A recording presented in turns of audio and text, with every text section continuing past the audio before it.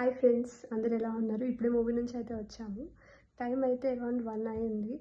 నేను ఈ రివ్యూ రేపు చేద్దాం అనుకున్నాను. నా ఫ్రెండ్స్ అందరూ చాలామంది రివ్యూ చెప్పమని అడిగారు. కానీ ఎందుకో నా క్యూరియాసిటీతో ఇప్పుడే చేస్తున్నాను.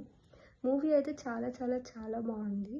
బీజిఎం సాంగ్స్ అయితే నా ఫేవరెట్ అయిపోయినాయి. ఇంకా మన ఇండస్ట్రీలో గొప్ప గొప్ప యాక్టర్స్ చాలామందే ఉన్నారు. కానీ పవన్ కళ్యాణ్ గారికి ఉన్న స్వాగ్ ఇంకా మ్యానరిజం మాత్రం ఇంకెవ్వరు బీట్ చేయలేరు. అది ఆయనకి మాత్రమే సొంతం. ఆయన కోసం మూవీ ఎన్నిసార్లు వెళ్ళి చూడొచ్చు. నేను అయితే మూవీ మొత్తం ఆయనే చూస్తూ ఉన్నా.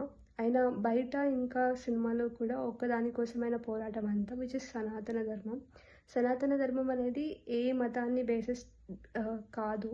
It's for all religions. అంటే ప్రతి రిలీజియన్కి వాళ్ళ వాల్యూస్ని కాపాడడం అనేదే సనాతన ధర్మ అనేది.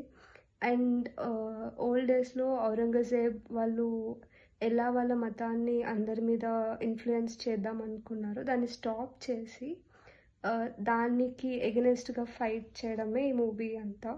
అండ్ ఇది పార్ట్ 1 మాత్రమే. There is part 2 also. Part 2 అనేది కంప్లీట్ బ్యాటిల్ ఫీల్డ్ అంట.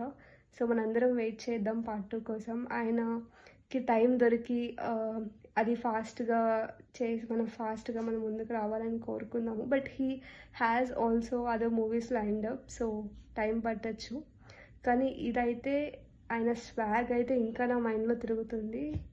He's a true leader in terms of protecting Sanatana ధర్మం.